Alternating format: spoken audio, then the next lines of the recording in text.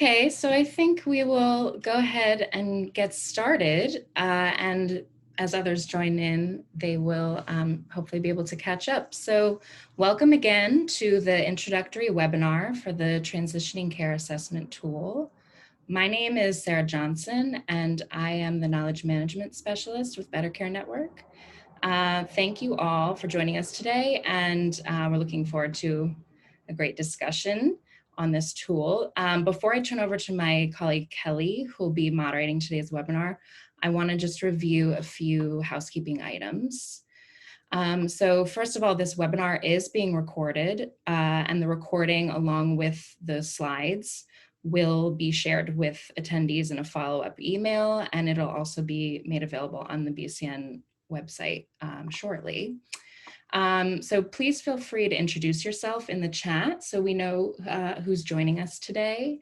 If you'd like to ask a question to today's panelists, we also encourage you to provide a little bit of information about yourself in the question, just so that we have more context and our panelists can better answer your question. You can write your questions in the Q&A box at any time during the webinar. We'll be saving the Q&A segment until the end, but feel free to submit your questions at any time. You also have the ability to upvote and comment on questions that have been submitted by other participants. If you see a question that you'd also like to get an answer to, you can upvote it. We will be using a couple of polls at a few different points during the webinar. You'll have about 30 seconds or so to answer those when they pop up, and then we'll share the results. So those of you who are accessing the webinar today from an internet browser or on your phone will not be able to access the polls. So we'll also be reading them out, and you're welcome to respond in the chat if you would like to. So now I'm going to hand it over to my colleague, Kelly Bunkers. Kelly is a senior associate with Maestral International, with 3 decades of experience working in child protection with an emphasis on care reform. She's been involved in the design, implementation, and evaluation of alternative care programming in Latin America, Eastern Europe, and Africa, and is currently working closely with projects in Guatemala, Kenya, Mexico, and Colombia. Kelly will be facilitating today's discussion. So now over to you, Kelly. Thank you, Sarah, and good morning, good afternoon, or good evening, depending on where you're calling from. My name, as Sarah said, is Kelly Bunkers, and I am delighted to be moderating this webinar today. The Transitioning Care Assessment Tool webinar was designed to be an introductory level webinar to introduce this new tool and its purpose. It will also highlight the importance of conducting robust stakeholder assessment as a component of transitioning residential care services or enacting a volunteer or mandated residential care institution closure. We'll start with Rebecca and Hannah, who will walk listeners through the structure of the tool and the 7 main themes, the scoring system, as well as emphasize some of the important do's and don'ts that will enhance or inhibit success. And then, drawing on their own practice and experience in the diverse contexts of Nepal and Kenya, our colleagues Anju and Peter will give examples and discuss why stakeholder assessments and supporting mandated or voluntary transitions is important. However, before we delve into these interesting topics, I would like to take a moment to present these 4 impressive individuals that we'll be hearing from today. So Anju Poon is the country director of Forget Me Not Australia in Nepal. She is a passionate human rights, child rights advocate and has 16 years of work experience in the development sector of Nepal, specifically encompassing the rights of children, women, socially excluded, and marginalized communities. Her core work involves the effective management and implementation of family reintegration and prevention programs in Nepal. and she works very closely with the government of Nepal on care reform and transition of orphanages to family-based care. Our second presenter is Peter Kamau. Peter was the last born in a family of 6 and lost both parents during his first year of life. He and his siblings were placed in separate orphanages, but after 2 years, the family was reunited at a Nairobi orphanage, which became his home until the age of 20. His childhood experience, combined with 9 years of working as a social worker and program manager in the same residential care facility, created a resolution in Peter that he would make family-based care a reality for other children. Peter currently serves as a consultant at the orphanage he grew up in and is a member of the Kenya Society of Care Leavers Advisory Team, or KESCA. He's a founding partner and director at Child and Family Focus Kenya, a nonprofit organization championing family-based care for orphaned and vulnerable children through care reform. He also serves on the steering committee of the Association for Alternative Care of Children, Family-Based Care of Children. He's the father to 1 lovely son who's 3 years old.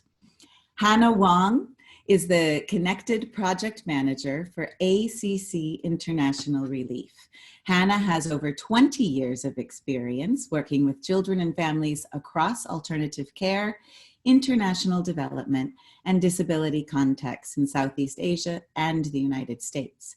In Hannah's role with Connected, she provides technical support to practitioners engaged in deinstitutionalization projects in Asia and Africa. And during her time in Cambodia, Hannah established one of the first comprehensive family reconnection programs in the country. And she's also directly supported dozens of directors, caregiver staff, and donors of privately run institutions in the Southeast Asia region through the various stages of the transition process. And last but definitely not least, Rebecca Nhep is the Senior Technical Advisor for Better Care Network and has 20 years experience working in international development and care reform.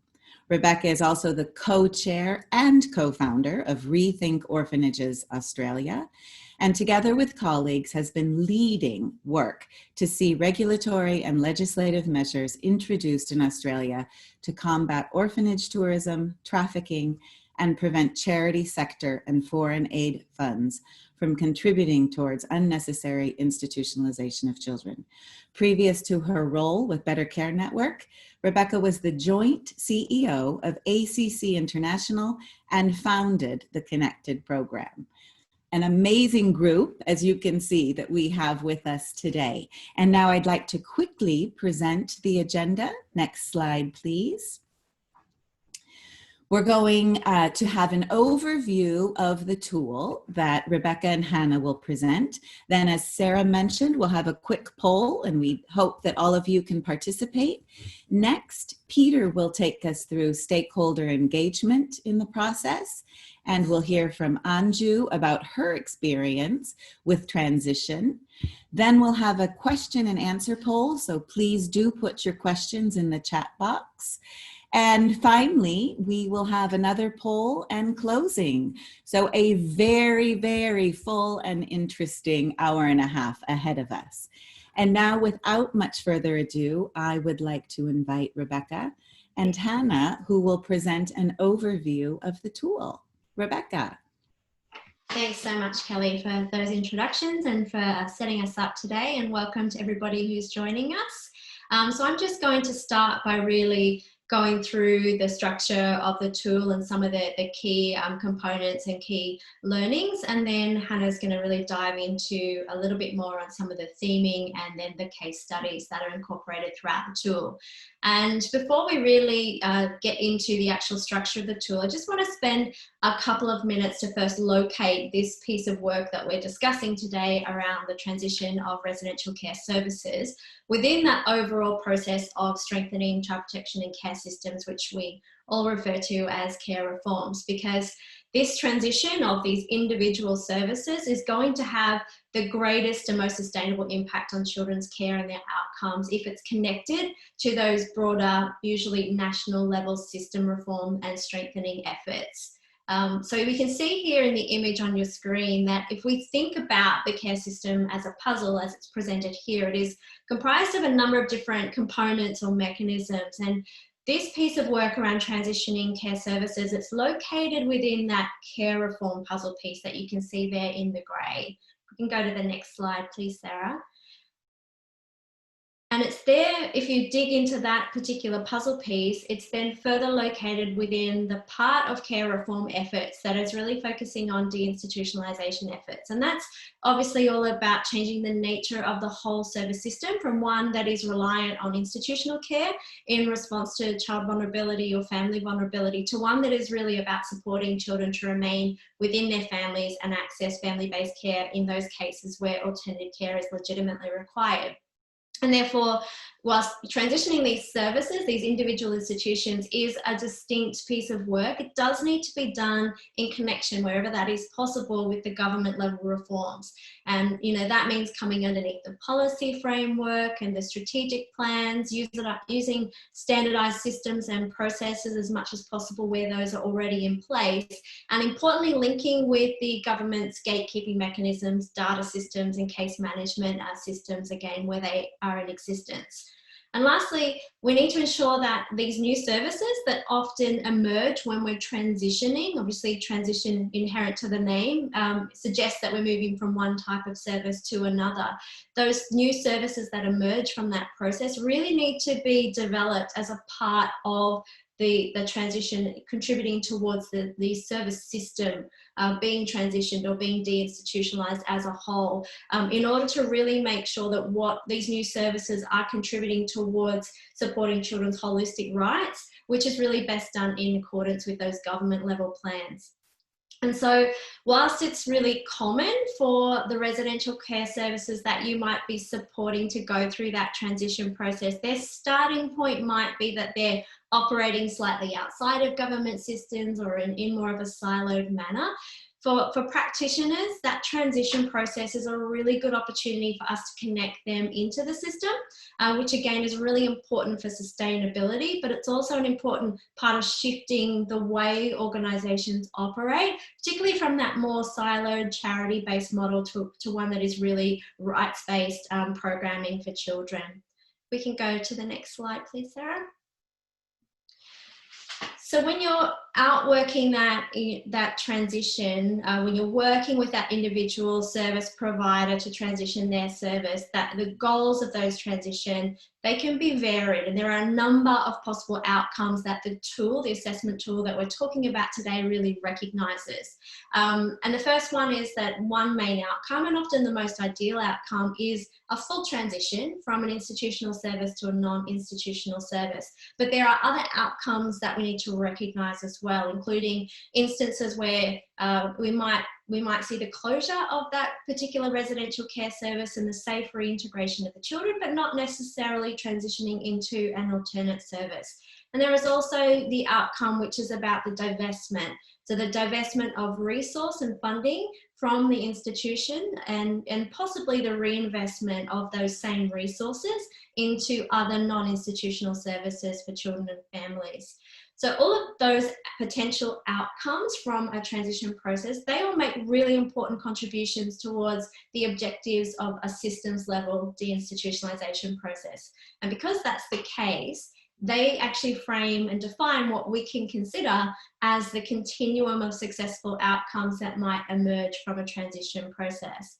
And so it's really important that we frame that from the outset. We frame what success might encompass or might look like before we actually start strategizing around how we're going to approach the transition of a particular residential care service, because we need to recognize that in some cases full transition is not always feasible. And in fact, it may not be the most appropriate goal in some situations, particularly if your assessments reveal that you're working with a privatised institution that may be unregistered or may not have the capability to operate to the national standards that might be in place or in accordance with those government systems. And so in those cases, a more appropriate goal might be closure and reintegration of those children. So when we see transition as connected to the systems level reforms, then we can see how those outcomes that we may not otherwise consider as a successful outcome because we're hoping for a full transition of services. When we look at it through the systems lens, we can see how those outcomes still contribute really meaningfully and importantly to the outcomes of deinstitutionalization efforts, which include the safe reintegration of children and the scaling back on the number of residential care services that are in operation in that given country through the closure of that particular institution, and hopefully also the redirection of that investment into other types of services, particularly if you're able to influence the donors that might be involved with that particular organisation as a part of that transition process. So all of that to say that there are a range of outcomes, and full transition from one type of service to another is not the only indicator of success, and we can see this as more of a continuum. We can go to the next slide, please. So just in terms of a little bit of background on this tool, when Hannah and I sort of set out to start really thinking about this tool and developing it, it really came out of our own experience and in doing this transition work and supporting a range of organisations across a range of countries. And we really realised over time, as many of you probably have had that same realisation, that you know, our initial concept of transition as something that happens once you've already got all the stakeholders on board and you actually start implementing a transition process and focusing on the reintegration, was a very limited and quite a flawed understanding. And that when we're transitioning and working with privately run and funded institutions, it's a process that really encompasses change at all levels of the organisation, from their structure and governance to their policies and procedures, their programs, their staffing, and their social work and casework. And so there are two very distinct stages in a transition process that actually take place before you get to the implementation of any of those aspects of transition. And they include the engagement stage and also the preparation and onboarding, which is really where the strategic planning and buy-in takes place and what this tool primarily relates to. And those stages need to be thought about and included in the scope of what talk about as transition work, because those stages actually require a significant investment of time and resources. And if we don't allocate that time and resource to those steps and we skip over them or we do them poorly, it can have a really significant and sometimes detrimental impact on the whole transition process. And therefore, we need to make sure we're incorporating it in order to invest appropriately in those stages. But most importantly, it's because it's in those actual stages that you glean all of the critical information that really informs the right objective and the right strategy, because there's no one-size-fits-all approach to supporting a transition. And that strategy needs to be tailored in response to the very specific dynamics that are evidenced in that particular organisation in their starting point. And when we don't take into account those dynamics, it can cause us to ignore some pretty serious risks and potentially outwork a transition approach to transition that could put children at further risk, compromise their placements in families or back in community. We can unintentionally introduce tensions into the relationships involved in a transition that can derail that transition, or it can cause stakeholders to get defensive or back out. Or we may employ an approach that really doesn't anticipate some of the potential risks, and therefore we don't put those safeguards in place in the early stages, and that can leave us without mechanisms that we can use to address risks as they arise along the way. So the tool itself really works off the basis of presenting to you a range of indicators that you can self-select from based upon what you've seen, based upon what you're able to evidence, based upon what you've observed in your work with those stakeholders to date. And that helps you make sense of what those early indicators might reveal about the trajectory that that transition might take, and how you can develop a strategic approach that is responsive to those indicators and steers that transition towards the best possible outcome. And so the tool is designed to be used there in stage 2 of the transition process, and it's going to help you identify what you need to find out in your assessment phase, what you need to be paying attention to, particularly what might be outside of what's captured in other assessment frameworks that focus on the operations or the programs or the children and the families. And so it's a lot about surfacing those underlying and unspoken dynamics that have a really significant impact on transition. And secondly, it helps you make sense of all of that information that you collect through those assessments and observations and in the engagement and preparation stage. And it links the indicators you might observe to trends that help you then anticipate those trajectories. And thirdly, it helps you to identify relevant implications from your assessment findings and observations. And then it gives you suggestions you can then integrate into your strategy that then informs the way you're approaching that transition and making sure that it is appropriate to the situation and the level of readiness and risk that's been evidenced throughout that assessment process. We can go to the next slide, please. And so it does this by focusing on understanding and surfacing the dynamics that relate to the two key decision makers and power brokers in a privately run and privately funded institution. And particularly so in countries where governments' regulatory systems may only be emerging or may still be a little bit weak, and therefore the degree of oversight over a privately run institution may still be low. Next slide, please. So in that situation, the power and the influence to decide to enact a transition or to block or to undermine a transition, it really lies with the director and the principal donor. And the principal donor may represent a donor entity. So it might be the representative of a charity or a trust or a company. It may not be an individual, but it might be an individual who represents a primary entity. And this is really recognizing that the director controls the operations and the principal donor obviously controls the finances, the income coming into that institution. And we need the participation of both of those stakeholders in most situations to catalyse a transition and in order to ensure that it stays on track throughout the implementation process. Now, that's not to say that other stakeholders such as government or staff, caregivers, children and families aren't important and shouldn't be consulted. They absolutely are important and they absolutely should be consulted. But outside of the government, that consultation with those stakeholders typically happens once the decision to transition has already been made by those two principal stakeholders. And so it recognises that the principal donor and the director are the gatekeepers to those relationships. And therefore, if they're on board and ready to really cooperate and participate, they're going to work with those other stakeholders to bring them on board and secure their cooperation. So it's focusing on catalysing that safe transition, and then it provides the suggestions as to how and when to engage with other stakeholders in the implementation phase. Next slide, please. So in terms of who the tool is for and what it was designed for and target audiences and also what it's not designed for, it's designed to support practitioners who are providing that technical support to other organisations who run residential care services to undergo that transition or closure or a divestment process for donors, and hopefully all three together. And it's designed primarily for use in situations where the residential care service is privately run, is privately funded, and that can be in country, but in many cases it's donors outside of the country, or it could be both. And where those institutions are operating in countries, again, with that emerging or weak regulatory framework. So again, that recognises that there's a lot of power invested in those two primary stakeholders.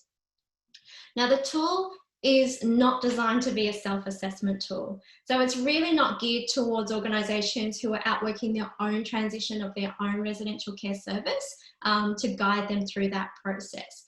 It is really for practitioners who are providing that support to a third-party organisation. It's also not a survey or a questionnaire that as a practitioner you sit down with an orphanage director or a donor and directly ask a set of questions that are outlined within the tool.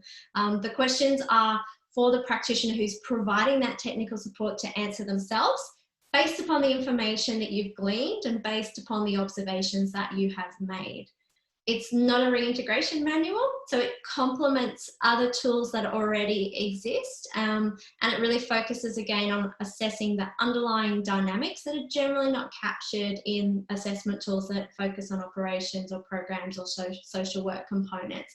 So it doesn't replace those tools, but it complements those tools, and it's designed to be really used in the strategy formation stage. And lastly, it's really not designed for the closure of government institutions. If you're in that position and you're providing support in those cases, you might find that there's a lot of components of the tool that have relevance and that are helpful, and you can draw some really important learning. But we're recognising here that the closure of government institutions often looks quite different, particularly in terms of how it's initiated, in those stages of engagement and assessment and buy-in, because, you know, oftentimes a government closure, all of that work actually happens at the policy level outside of the institution, and then the mandate is handed down to the institution for implementation. And so it doesn't look quite the same, which is why we recognise that it may have more limited relevance in those situations.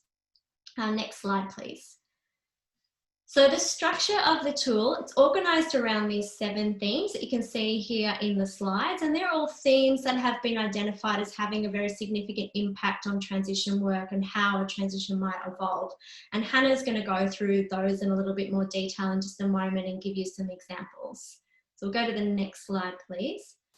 So under each theme, what you'll find is an explanation of the theme and the theories that it draws from, and then there's an assessment component. So each theme contains sets of indicators that are categorized, and they are there for you as a user, as a practitioner, to select what you've seen and evidenced in the transition you're working on, and you can go through each set. And then it helps you to categorize and score them using the traffic light system. And that traffic light system is recognizing degrees of both readiness and also risk. And so once a practitioner has gone through the indicators and selected all of those that are relevant to their specific transition case, then it collates that score theme by theme for them, and then it directs you to a set of implications that are specific to your score for that particular theme. And those implications contain suggested actions, and they all link back to the stages of transition diagram that you saw earlier, and that's featured in the tool as well. So those suggestions are linked to the different steps and processes throughout the transition process itself. And so you can then extract from those suggestions and those actions that you might want to take, and choose the ones that are relevant to you to then incorporate in your strategy. And that process is repeated theme by theme until you end up with 7 sets of those suggested actions. And then onto the next slide, please. And at the end of that process, it then guides you to collate overall your score for the entire assessment of all of those themes. And once you do that, then you are directed towards a final set of concluding comments and suggestions, and they focus on overall the level of risk or readiness that's been evidenced through the indicators that you have identified.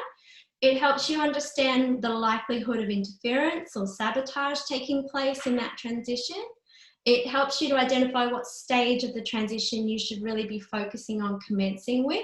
And that recognises that in some cases, there's a need to really strengthen the governance and the accountability mechanisms within the organisations first, so that any issues that might arise can be dealt with, and the impacts on children and their placements and their families can really be managed and minimised. It helps you identify what type of technical support that you should be prepared to provide, including whether or not it is feasible to provide that support remotely, or whether or not it's really critical to have direct in-country support. It looks at the human and financial resource implications, including whether you may need to have significant emergency funds at your disposal if there are risks that the indicator suggests could occur that you're going to need to be able to respond to really quickly. And it also helps you identify what that most realistic end goal might be: full transition, safe closure and reintegration, or divestment. So that gives you a whole lot of sets of recommendations and actions that you can look through to then help you inform your strategy and then head into your implementation stage. So I'm going to hand over to Hannah, who's going to go through the themes and case studies more for us. Thanks, Rebecca. So I'm going to briefly give an introduction of each of the 7 themes that she mentioned and explain how they can impact the development of your transition strategy, as well as the overall transition process. So theme 1 here relates to identifying the communication preferences of the primary stakeholders, that is the director and the principal donor, and developing a strategy that caters to those preferences to be able to secure buy-in for transition. So here you can see that there are 2 forms of persuasive communication, a rational appeal and an emotional appeal. The purpose of this theme is to help you determine whether any given director or donor is more inclined towards the rational appeal or an emotional appeal. And we provide some suggestions for how to use that particular appeal to make the case for transition. So for example, when practitioners are speaking with donors about transition, by default, they often cite the evidence on the harms of institutional care using a rational appeal without first having determined whether that is the communication preference of the donor. But something we often hear from donors is, I don't care what the science says, I care about these children and what will happen to them if we send them back to their families. So in those cases, for people who are more inclined towards an emotional appeal, we found that sharing case studies and videos of people who have been personally affected by institutional care, and particularly the stories of care leavers, is much more effective to achieving buy-in than using a rational appeal because it allows that donor to emotionally connect to the issue. So using the most effective form of communication with directors and donors is important because it can help you have those candid discussions up front about their concerns regarding transition so that you can address those concerns early on in the process and achieve genuine buy-in, rather than having those concerns surface later on when they could compromise reintegration for children. Next slide, please. Theme 2 relates to identifying the primary loyalties of the director and donor to inform your transition strategy. And here you can see that there are multiple combinations of where these loyalties can lie. So one of the most common assumptions we see in transition work is that the primary loyalty of the donor, for example, is to the children, in which case it's reasonable to expect that the donor will make decisions that are in the best interests of the children. However, we've seen a large number of cases where a donor's primary loyalty is actually towards the director, in which case the donor is usually more inclined to make decisions to protect the interests of the director, such as the director's employment or status in the community. Now, that doesn't necessarily mean that the donor doesn't care about the children, but that primary loyalty to the director often points to a potential area of resistance that needs to be addressed, so that you can clear the path towards having those discussions regarding the best interests of the children. So the purpose of this theme is to provide guidance around how to address those types of situations and how to prevent those loyalties from becoming barriers to transition or resulting in bias in how directors and donors might approach the entire transition process. Next slide, please. Theme 3 is a particularly significant one because it relates to identifying the motivations that led the director and donor to become involved in the institution in the first place, as that will give you a lot of information on how they are likely to approach transition, which in turn informs the development of your strategy. So here you can see a range of motives that can drive people's behavior alongside the motives there on the right in that text box where we most commonly see in individuals who are operating or funding institutions. One of the common assumptions we see in transition work is that cognitive motivation is the primary driver of the actions and decisions of institution directors. The idea being that once the director has intended training on family-based care, for example, the director will act on that information made available to her, change her behavior to do what is best for children, and decide to transition. Now, this approach can work for some people who might be cognitively motivated and child-focused, and this is typically true of those early adopters who self-initiate the transition process in response to information they might have come across on the harms of institutional care. But this approach is often unsuccessful in securing buy-in for transition because it fails to take into account the potential range of other motives that might also be driving the actions of those directors. So those other motives don't necessarily indicate risk, but they can create significant barriers that can compromise the transition process, as well as children's safety if they're not adequately addressed. So the purpose of this theme is to help practitioners understand the motivations of the director and donor so that you can firstly determine whether transition or closure is the most appropriate goal. And secondly, so you can explore whether those motivations can be addressed without compromising the rights of children. And lastly, so you can determine which systems need to be put in place as a priority of the transition process. Next slide, please. Theme 4 relates to identifying where othering might be taking place and developing strategies to counter it. So othering is the categorization of people into us and them groups based on the differences between them, whether those differences are actual or perceived. So there can be a tendency to assume that differences make people inferior or of less value, and this can lead to discrimination. So here you can see where othering often occurs, particularly when there are cross-cultural differences between either the director or the donor, or between the director and the community where the children in care came from. So for example, in cases where the national director of an institution is of a higher class than the families of the children in his care, one of the common justifications that we see for removing children from their families or opposing reintegration is that all poor families neglect their children, for example, and are incapable of caring for them because they go to work all day and leave their kids at home. So the purpose of this theme is to help practitioners identify and counter othering where it might be occurring, particularly in cases where the directors or the donors' perceptions can lead them to believe that families and communities are unable or unwilling to care for their children. And this is especially significant for ensuring that those social work assessments and the placement decisions don't rely on stereotypes of certain groups to assess risk for children. Next slide, please.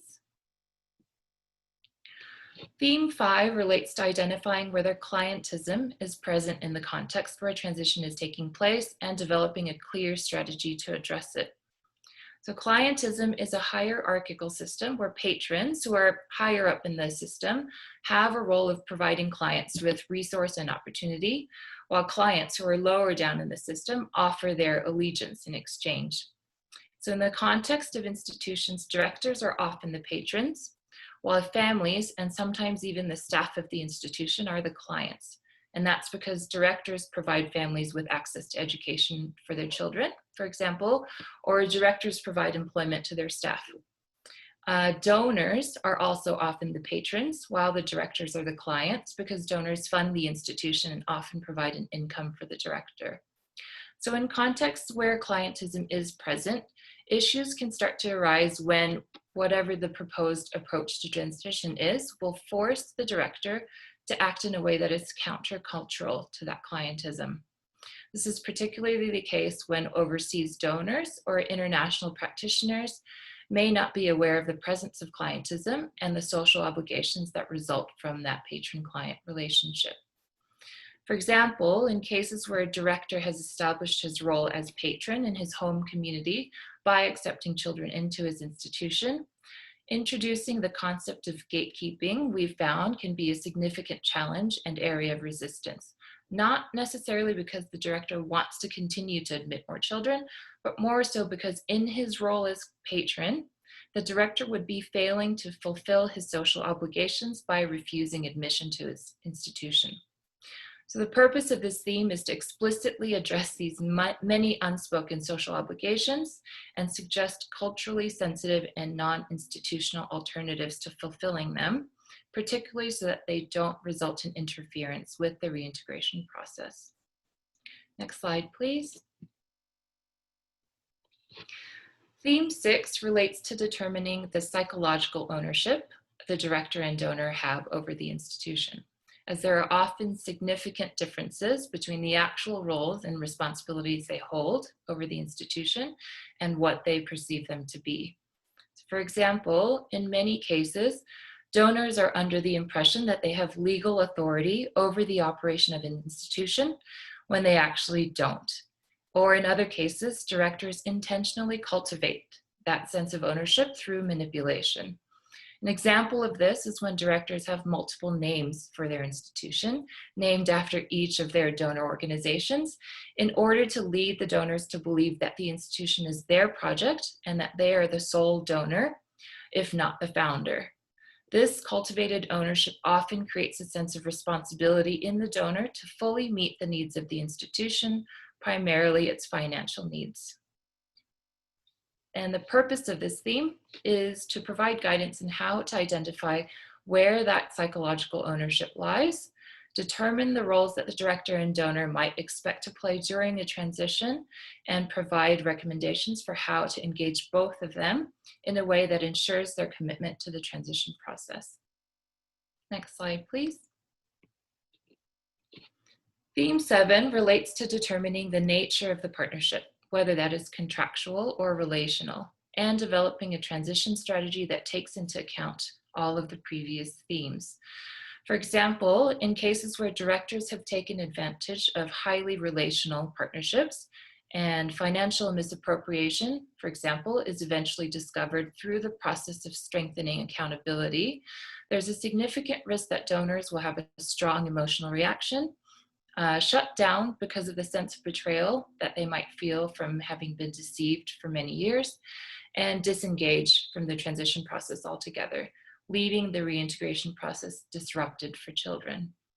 So a standardized response plan that is both part of putting policies and systems in place and is included within the partnership agreement in that preparation stage of stage 2, can often help in these situations, not only because it lays out those concrete actions for everyone to follow in cases where things go wrong, without having to make those decisions on the spot in the middle of highly emotional situations, but also because it holds donors accountable to their commitment to fund the transition process. So determining the nature of the partnership is really critical to transition work because it helps identify your starting point and the type of system that is already in place, and that will heavily shape your transition strategy as well as determine your scope of work. The next slide, please, Sarah. So here we've included 3 case studies, and the purpose of those is to illustrate how to use this tool. These case studies are real-life transitions that we've pulled across diverse contexts. And we've done that because when you're looking at a real-life transition project, it can be difficult to pull out all those pieces of information that you need to inform your strategy. And so these case studies provide concrete examples of how to make sense of each of those 7 themes that we just discussed, as well as score them. So as Rebecca mentioned in the overview, this tool uses a traffic light rating system. So we've got 1 case study for each of the color ratings. The green light case study here, there were mostly positive or low risk indicators, such as the cognitive motivation of the director and donor that we discussed back in theme 3. But because of this, the practitioners in this case, providing the technical support, were able to come in and out of the various points of the transition process, and the stakeholders, the director and donor, were able to do most of the work independently without the external pressure and hand-holding that we see in a lot of transition cases. There were still significant challenges, but the key here was that the organization had the capacity and the commitment to transition. So this is a typical early adopter transition. And here you can see down at the bottom some of the outcomes that are common in these early adopter situations. Next slide, please. For the orange light case study, we chose a transition project that was much more complex. And as you can see here, the director had genuine concern for the children, and we knew that because he had personally experienced the pain of being separated from his own family as a child, but he also had vested interest in the institution. And because of his role as patron to the families of the children in his care, he started to interfere with the reintegration process at the time when the social workers were beginning their family assessments. So despite having buy-in from both the director and the donor in this case, there were still a lot of issues that could have compromised the reintegration process. But because the practitioners in this case identified those indicators early on in the process, they were able to address them and make transition possible. Next slide, please. And for our final case study, we chose to include a quite extreme example with mostly high-risk indicators, mostly to demonstrate just how far away the opposite end of the spectrum can be from those early adopter transitions. So while we do often see some of the indicators that you see here in a lot of cases, the combination of all of these in one situation was what made this case unusual and extreme. So here, clearly, closure was the most appropriate option, and the government approved the transfer of the children into 2 small group homes in the community after the practitioner reported to various authorities. The children were reintegrated from those small group homes within about 18 months, and then after that, the group homes were shut down as well. This intervention, as you can imagine, was highly intensive. And it was really only feasible for 2 reasons. Firstly, because the practitioners had lived and worked in country for many years, and they worked very, very closely with the national team, meaning that the whole practitioner team already had extensive networks in place to rely on. And secondly, it was only feasible because the principal donor was extremely committed to the children. She was a really tough woman, despite the huge sense of betrayal that she felt from the director.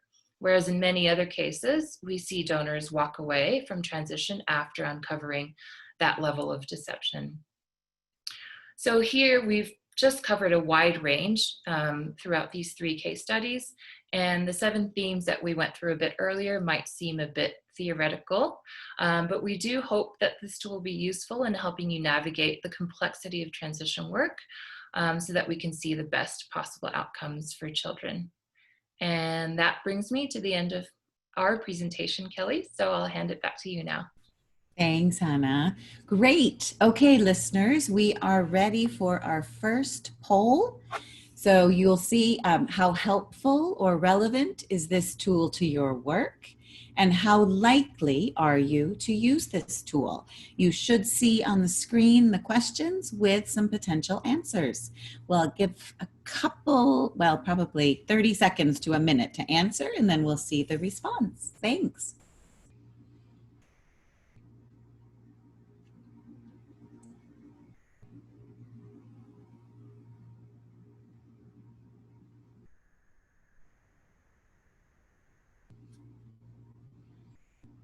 And just a reminder, if you have questions for our panelists, please feel free to type them into the question and answer.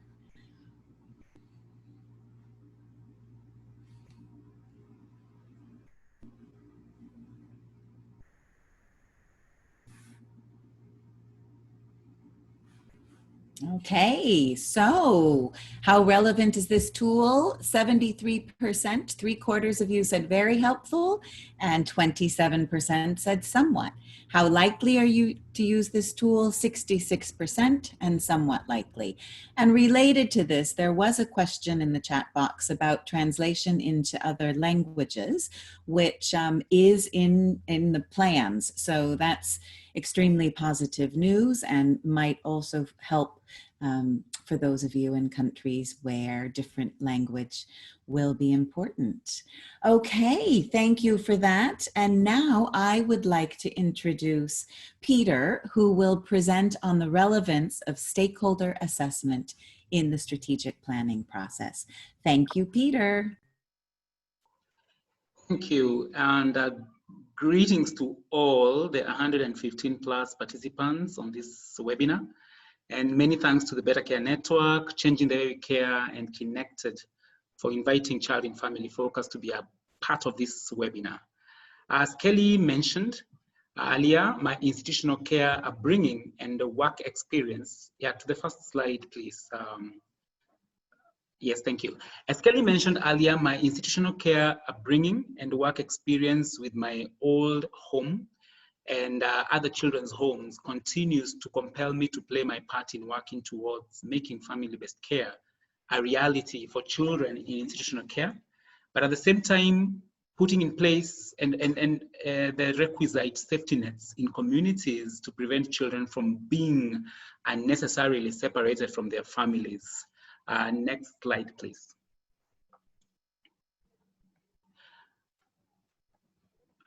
Other than supporting transitions, Child in Family Focus is involved in family-based care advocacy, training residential care staff as well as donors on rethinking care for children, as well as very much engaging donors and faith-based entities on why families matter for children and making the case for transitioning.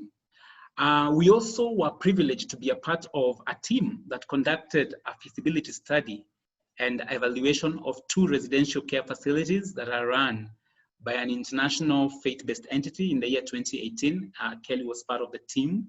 And to us, this was very eye-opening and a key step in the transitioning journey of the entity that enlisted our services for that. Next slide, please.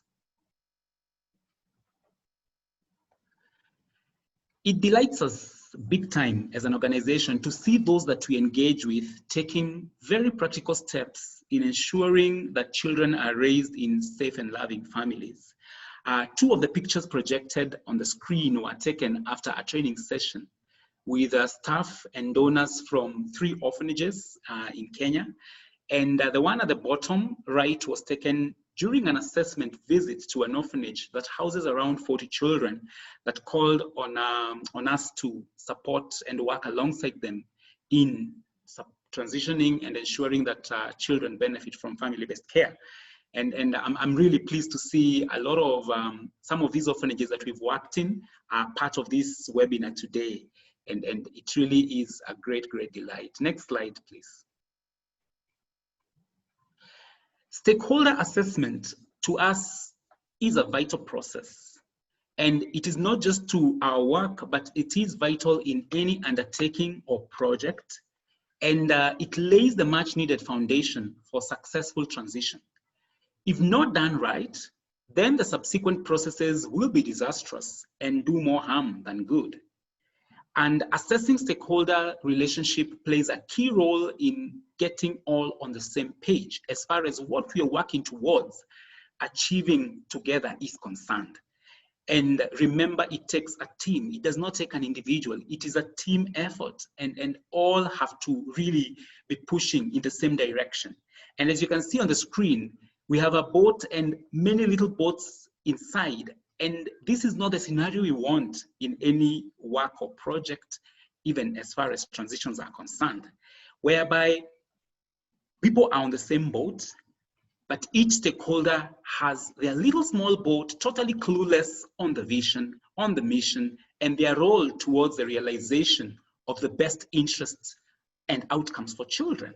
For example, in our experience, there's an orphanage in one of the slums here that approached us to work with them. But the invitation was courtesy of the donor. And this is a donor who cared about what science says. You know, I'm connecting this to what Hannah said earlier. But then the donor's desire was to repurpose the facility. But unfortunately, the founder director was totally obstinate and working very hard to sabotage this endeavor. Why? Because the motives, you know, were not really right, and it was not so much about the children. But then we find that stakeholder assessment, it helps mitigate such issues, and everyone gets to sing from the same hymn book, and you all are clear. What is the motive? What is the purpose? And where exactly are we headed, even on this journey of transition? Next slide, please. It is also during stakeholder assessment processes that critical relationships are developed. And these relationships should be positive, constructive, and supportive of the goal to see children get the very best.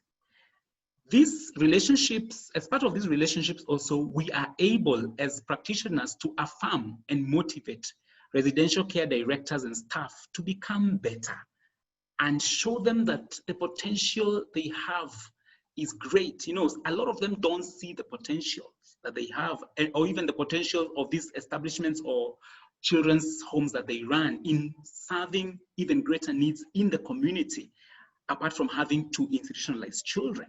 And so taking advantage of this relationship to ensure that you show them that they have potential, which they don't even see in themselves, to us, is something we've really observed over the years. But also, like we say in child protection, Each child is a unique individual, and so are the adult stakeholders we deal with.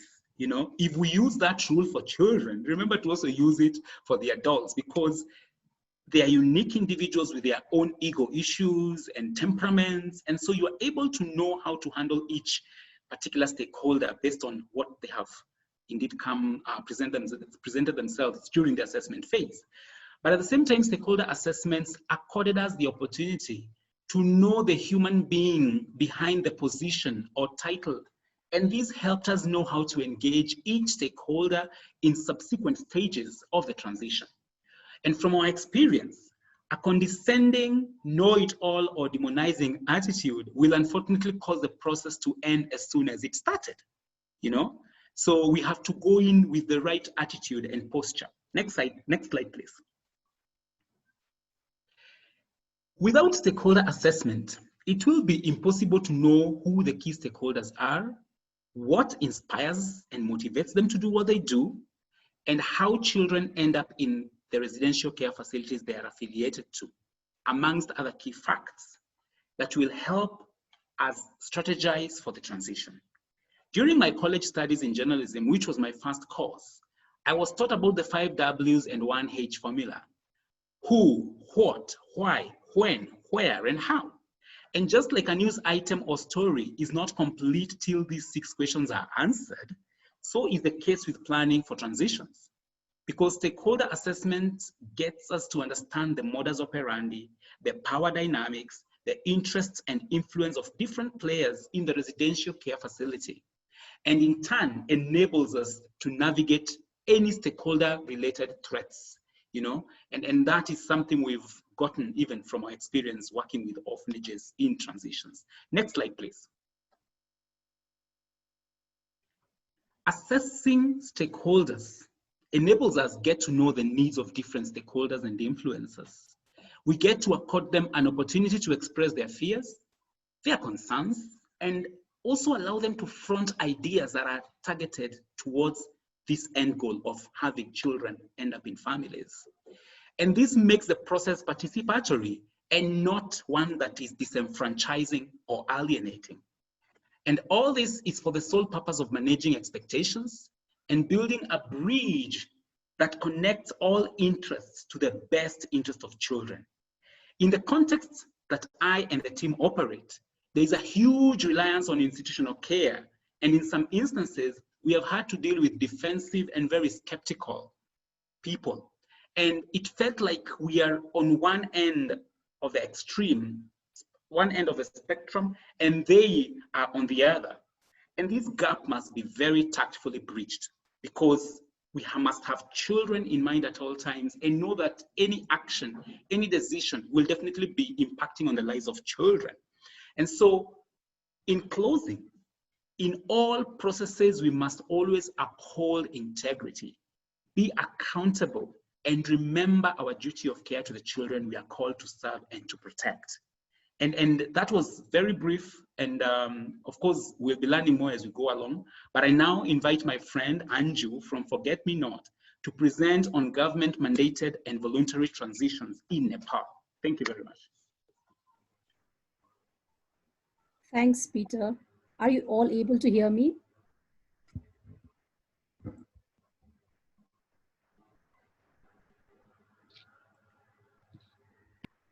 Yes, we can hear you, Anju. Please proceed. Okay, thank you. Thanks, Peter. And I feel so glad to hear all of you speaking and sharing on transition assessment tool. And it feels like all the forces are coming together to bring care reform globally for children. I would like to share about our experiences in ground in Nepal in supporting institutions to transition and or to close.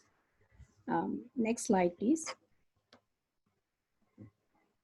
Thank you. So in Nepal, what we have experienced is 2 kinds of transition so far. One is voluntary transition, and another one is government-led transition or closure. So in the first case, which we have experienced, I would like to share about the kind of experience we as a team had in the voluntary transition. Here in this particular case, there was an orphanage in far remote Ramechhap district in the northern parts of Nepal. And this orphanage was running for more than a decade with 17 children in its care. And here the donor, themselves approached independently to our team. And we see that they were self-motivated. And as the panelists shared in the earlier presentation about the knowledge and the knowledge they had and the research they had done and the global awareness on this issue on care reform, these were the key drivers for the donors, the principal donors, to move towards transition. And it was easy for us that because the first step was almost done. And the second thing which drive them to further move in the next stage was when they came in Nepal and see firsthand how we work on family reintegration and listen to the stories of change, hope, and smiles. You know, when they are emotionally connected with the stories of change and hope, then it becomes easy for the principal donor and also for the director to move one step forward. And in the next step, which was all about preparation and onboarding, which Rebecca shared in her presentation also. It was about organization assessment and how do we move ahead, engaging more both the director and also the donor in each steps of consultation and planning and making strategy of transition of this institution. And then we collectively moved towards the final stage. And the final stage was all about transition.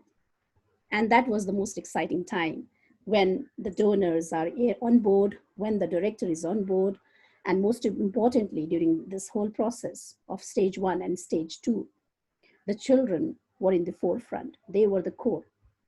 And the preparing these children became very important for our reintegration workers. So all these processes were very engaging with all the concerned stakeholders. And on the transition phase, we consulted again with the communities. That was another buying process so that the community owns the entire process and understands why children need to be in families. So on the third stage, during this voluntary transition, our team collectively worked with the donor and the director on moving firstly towards the safer reintegration of all 17 children back to their families and in communities. And then the next step was the repurposing of this institution, which was very interesting for us. And it was a great learning for us also to see how committed and motivated these donors and the directors were to provide services to the community. And it was more of community driven. What's the need in that community? So today, after 1.5 years of time, we feel so proud to see that this institution has been repurposed and totally redesigned in a Montessori school for the community. And when you see the young children holding their bags and bottles and reaching to this place for their education and well-being, it gives us a sense of satisfaction. So this was one case of voluntary transition.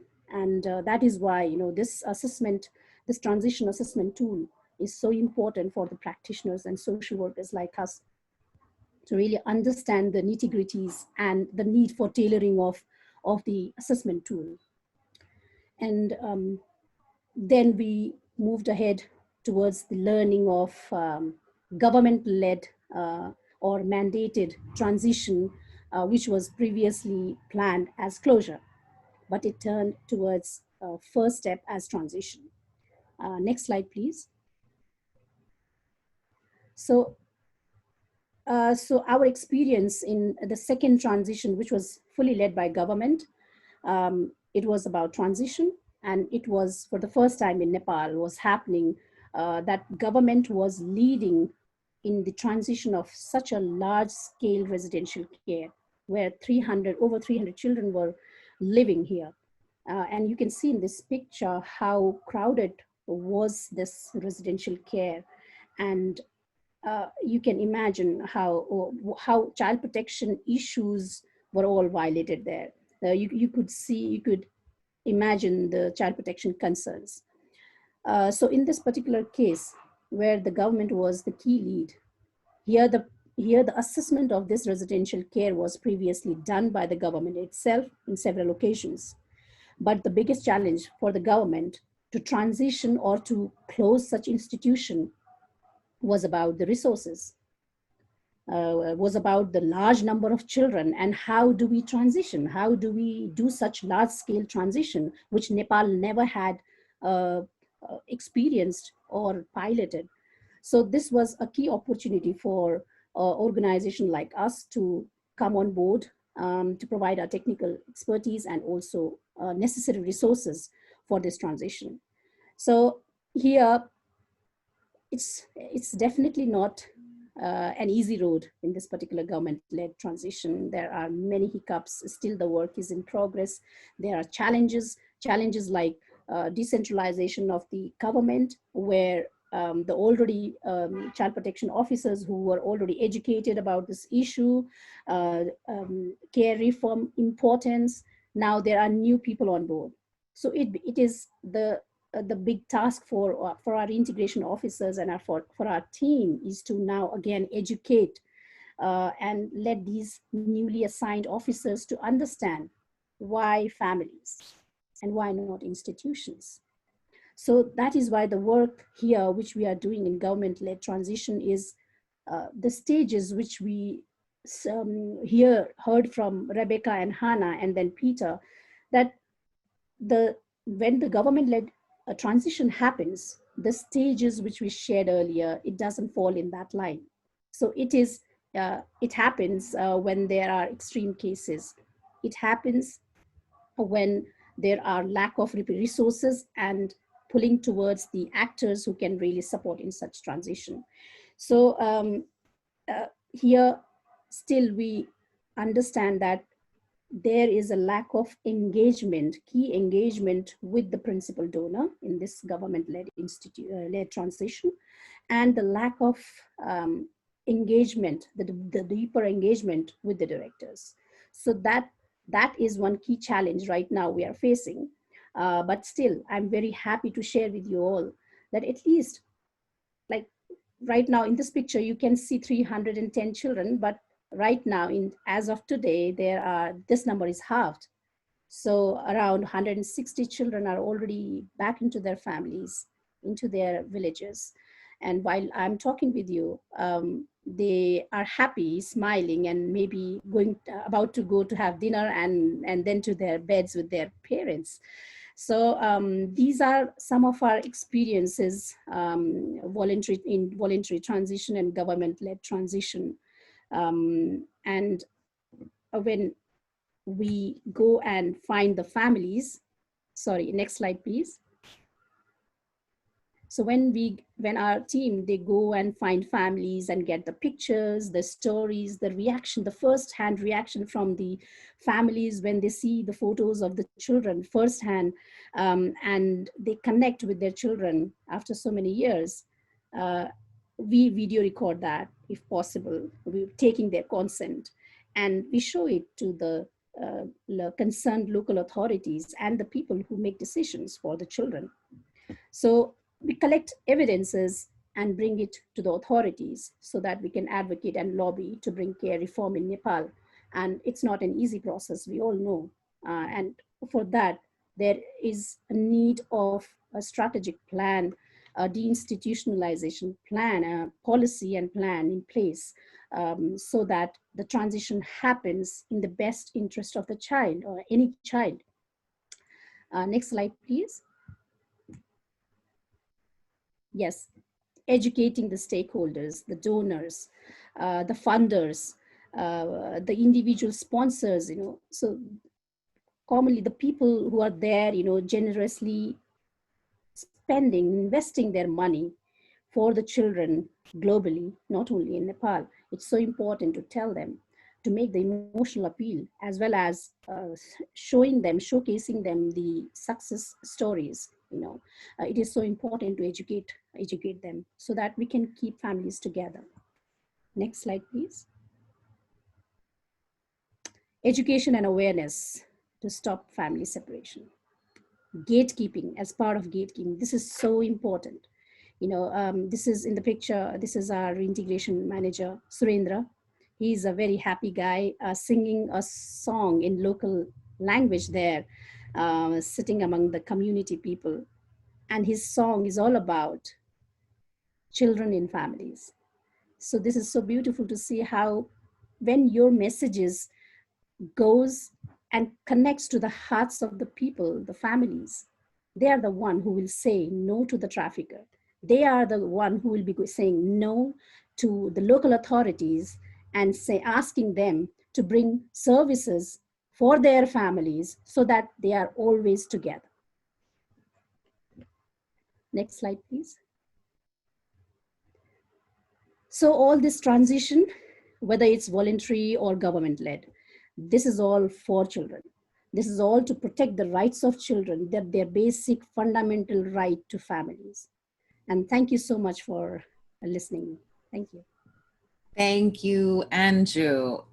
Excellent presentation. And now I would like us to move to some question and answers. We've been collecting questions in the question and answer box. Some of them have been responded to in written form, so kindly review that. But I'd like to start with the first question from Jack at Horizon. And Beck, perhaps you can answer this question. What happens to an organization that ends up refusing to transition? What will ultimately happen, and how long will that organization be able to continue before forced change? Thanks, Rebecca. Great, thanks, Kelly. I think that's a really important and great question. And I think to start with, it's important to recognize that, unless there is a very strong government mandate coming down towards these institutions forcing that closure, unless it's occurring under a situation where there's been, a reports made, for example, that might, lead into some of the scenarios Anju was discussing, it still does sit within that voluntary realm. For now, at least. Like, obviously, as the care reform process evolves within that country and those deinstitutionalization plans become further implemented, that might change that being the case.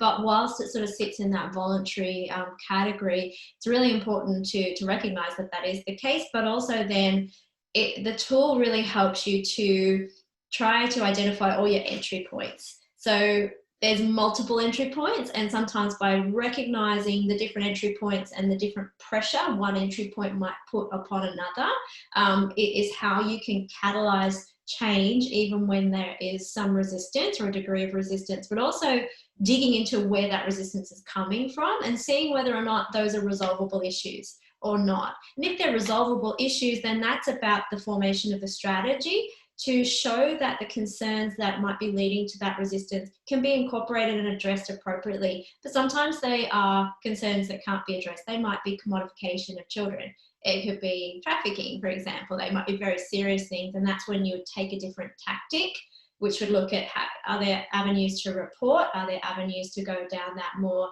child protection, government intervention type of route? So there's a range of scenarios that could play out when there's an element of resistance in there, and it's really digging into where it's coming from and then looking at the appropriate strategy to deal with it, and the tool very much helps you walk through that process. Thank you. Thanks, Rebecca. And now the second question from Nyoshi. I hope I pronounced that correctly. I'd like to ask Hannah and then possibly Peter to respond to this. Have you experienced a scenario where the residential institution is interested in placing children into family placements and they want to transition into service towards the community. However, at the same time, they'd like to keep the residential care facility open. Any advice on how to leverage the tool and provide sort of general guidance on how to handle this situation? Hannah, would you like to take a first stab at this one, and then perhaps Peter? Sure. So I think that in a lot of cases, we do see that. And I think that the important thing in this case is to really look at a number of different things, one of which would be the capacity of the organization, but a lot of the other themes that we've seen within this transition tool that's looking at things like motivation and the nature of the partnership, these other themes that we've seen that really should be informing your analysis of whether that is the decision to make, so that it's not based on program needs or necessarily an opinion, but to look at that critically and with a step back to determine whether that is really what is going to result in the best outcomes for children, and obviously making sure that that is in line with what's happening in the country in terms of those government mandates, any national action plans that might be in place. And Peter, if you have anything else to add to that, I will hand it over to you. Thank you, Hannah. My addition really is, yes, I've experienced this firsthand, and even in the orphanage where I'm consulting for, you find that it's been a journey of many years of transitioning, and it boils down to exactly what is their motive or intentions, because the reasons vary from one facility to the other. Some may be well-intentioned and others not.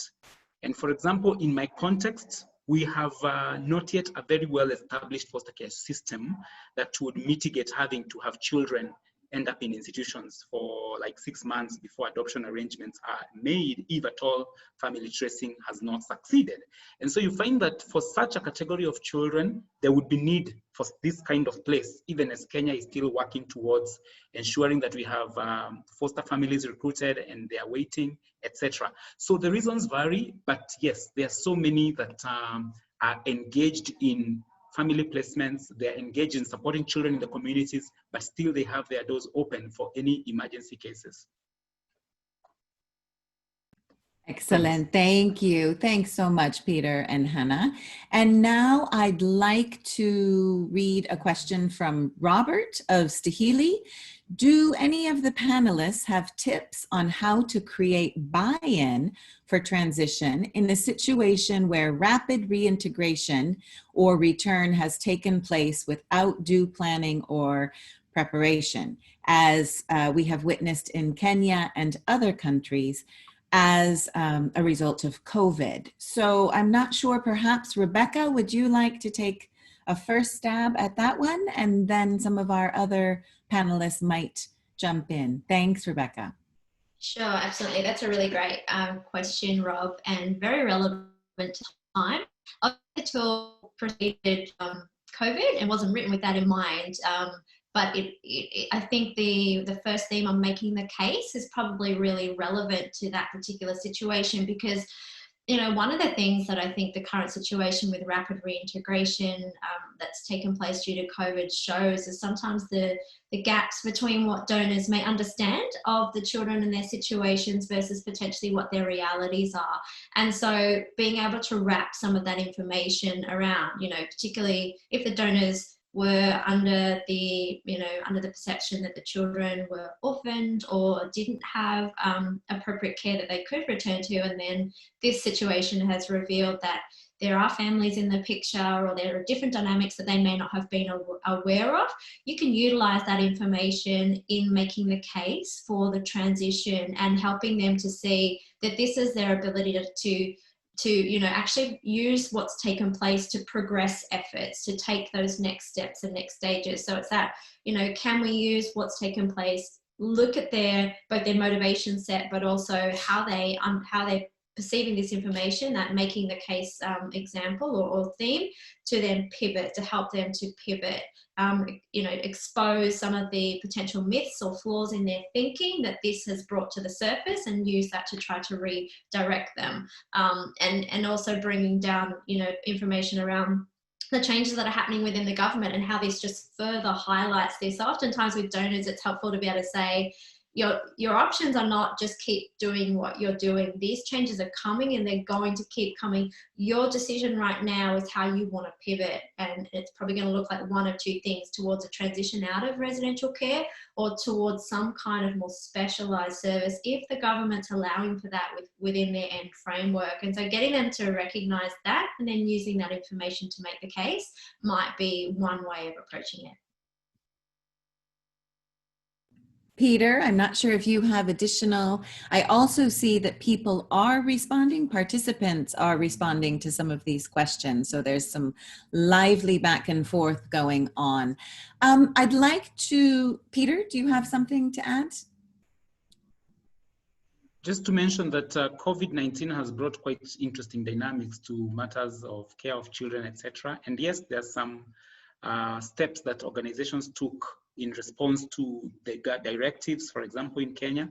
And so what I've seen is that the donors themselves are actually coming to, the reality has dawned on them that, oops, this vibe we've been hearing all along has now gotten to us, and we are forced to actually work towards transitioning and support children in families, etc. And so I would actually be very keen to hear from them on how does this COVID situation affect their operations and where are their children presently, and then work alongside them and now bring in the science that they have all through been refuting. That's my take. Excellent, thanks, Peter. And now there are a couple of questions that have sort of a similar theme. Cornell from Kenya, as well as some others, are asking about case study examples or suggestions about what you should do when you are transitioning, but perhaps don't have the buy-in or actually are sabotaged by donors, local community, perhaps the board of directors, and even in some cases, if children aren't supportive of this. Do we have some examples or suggestions of that situation? Perhaps Hannah or Rebecca, and then we can maybe ask Anju for her input into that question, how case study examples and how to address when different members of the institution might not be supportive. Thanks. Sure, I'll kickstart if you like. There are lots of examples and lots of learning and suggestions throughout the tool to address those very issues, because they're really common. And a lot of it comes down to really understanding again why. You know, that resistance or interference or refusal to explore this can really come from a range of different things. And oftentimes one thing that exacerbates it is that when we as practitioners who are very focused on what's in the best interest of children, on that dialogue around everything being centered around, but what's in the best interest of children, that conversation doesn't address all the outlying motivations that other people and stakeholders have that can be the reason why they're resisting or interfering or sabotaging even.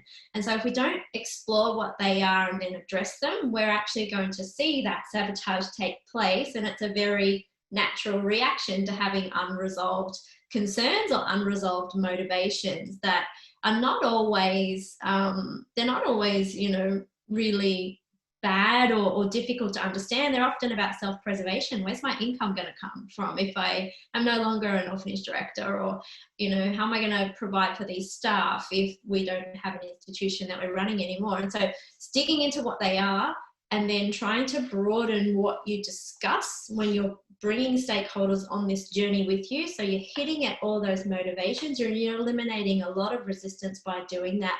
Then if you find out you've got residual ones, then it's looking at, okay, how do we then use other stakeholders to encourage or put positive pressure on those remaining resistance to get this to move forward? And there are examples in the tool, and there's some of those case studies deal with that issue. Excellent. Thanks, Rebecca. Anju, would you like to give a quick response? Yeah, I would just to add on what Rebecca shared just now. We have experienced such hindrances while doing the transition, and during such time, you know, when the children, the donors, the director, when they all are on the other part and we are on this side, then definitely the first thing is we need to have patience, not to panic, because being activists and social workers, the first thing is we get very angry why this is happening. So to keep your cool and be patient and use other collective forces, other organizations, other human rights, or could be other human rights organizations, or the local or the other authorities who are not involved, so that we can respond the situation collectively. So I think that's what we have been doing right now, and hopefully that will help. Great. Thanks, Anju. So in the interest of time, thank you first and foremost for your excellent questions. We will be writing those down and responding via email. So I'm sorry we didn't have time to answer all of these fantastic inquiries, but we will be responding via email. Before we close, however, we do have one more poll. What supporting resources or training would you like to see developed to support you in using this tool? Please take a few seconds to vote.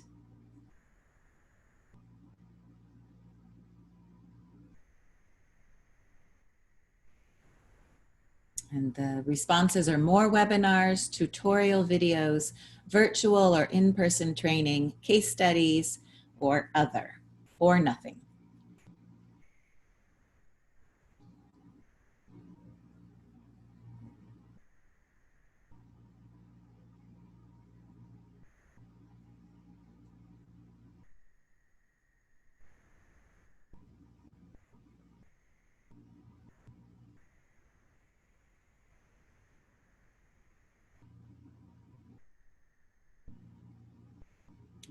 Okay, and here are the responses. Case studies looks like a big winner. Virtual in-person training, tutorial videos, and more webinars are all at about the same.